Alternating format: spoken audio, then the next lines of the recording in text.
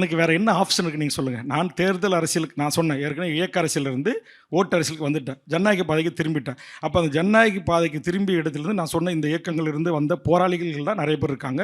இப்ப நாம் தமிழர் கட்சியிலிருந்து விலகி வந்த 2ஆம் கட்டத்தில் இங்க கூட திரு புகழேந்தி மாறன் போன்றவர்கள் வந்திருக்காங்க. கிட்டத்தட்ட ஒரு 15, 20 அந்த கட்சியினுடைய தூண்களாக இருந்து அறியப்பட்ட முகங்கள் எல்லாரும் இப்ப என் கூட இருக்கிறாங்க.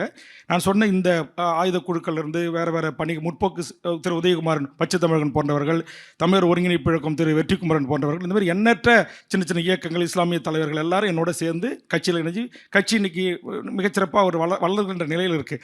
அப்போ எனக்கு வந்து இந்த 5 ஆண்டு காலமாக ஒரு எம்எல்ஏவாக போய் இந்த சாதாரண சிறப்பு முகாமில் ஒரு பாஸ்போர்ட் ஆக்டில் கள்ளத்தோணியில் வந்தான்னு டிடைன் பண்ணி உள்ளே வச்சுருக்காங்க. இதே நிலையில் கடந்த அதிமுகவில் 2019க்கு முன்னாடி அம்மையார் ஜெயலலிதாவை நான் சந்தித்து இப்படி ஒரு பிரச்சனை இருக்குன்னு நான் மனு கொடுத்த போது உடனே கூப்பிட்டாங்க. கால் தி மிஸ்டர் டிஜிபி ராமானுஜம், நாலதேசிகம் செக்ரட்டரிஸ். அவங்க இங்கிலீஷில் சொன்னாங்க. எனக்கு அவ்வளோ இங்கிலீஷ் ஃப்ளூயண்ட்டாக இல்லை. திஸ் இஸ் வேல்முருகன் ஏதாவது சொல்கிறாரு, அது என்ன கேளுங்க அப்படின்னாங்க. மீட்டிங் ஓகேப்பட்டது. நான் நேராக போனேன். ராமாயண் சார் உட்காந்தாரு.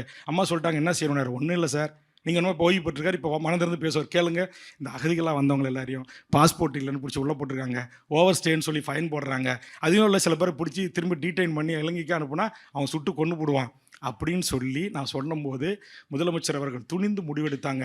அவங்க எந்த விதத்தில்னாச்சும் வெளிநாட்டுக்கோ இலங்கைக்கோ அவங்க போகட்டும். நம்ம இந்தியாவில் அவங்க இந்தியாவுடைய இறையாண்மைக்கோ இங்கே சட்ட ஒழுங்கோ பிரச்சனை இல்லாமல் இருந்தாங்கன்னா எல்லாரையும் ரிலீஸ் பண்ணி அனுப்பிச்சி விடுங்க அப்படின்னாங்க.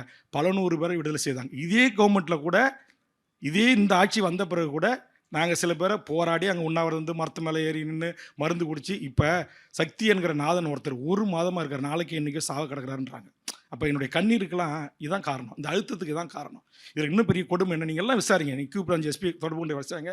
பல கியூ பிராஞ்சினுடைய சாதாரண கான்ஸ்டபிள், நான் எல்லா அதிகாரியும் குறை சொல்லலை, அப்படி டீடைன் பண்ணக்கூடிய இளம் மனைவிகள், அவங்களுடைய வயது வந்த பெண்களை எங்கேயோ ஒரு முகாம்களில், சிறப்பு முகாம்களில் அங்கே உள்ளே இருப்பாங்க. இவங்க எங்கேயோ வீடு எடுத்து வாடகை அடிச்சிருப்பாங்க.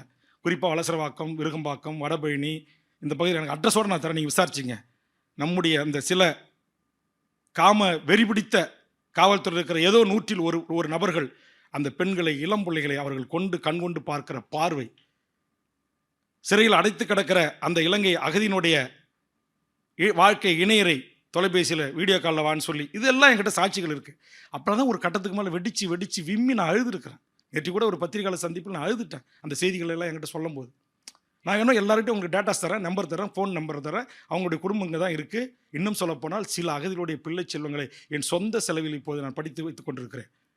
அப்படி பல பேர் உள்ளே இருக்கிறாங்க. அவங்கள நீங்கள் டீடைன் பண்ணி திருப்பி இலங்கைக்கு அனுப்புனீங்கன்னா அவங்களை சுட்டுருவாங்க. ஏன்னா அவர்கள்லாம் சில பேர் முக்கியமான தளபதிகள், முன்னாள் போராளிகள்.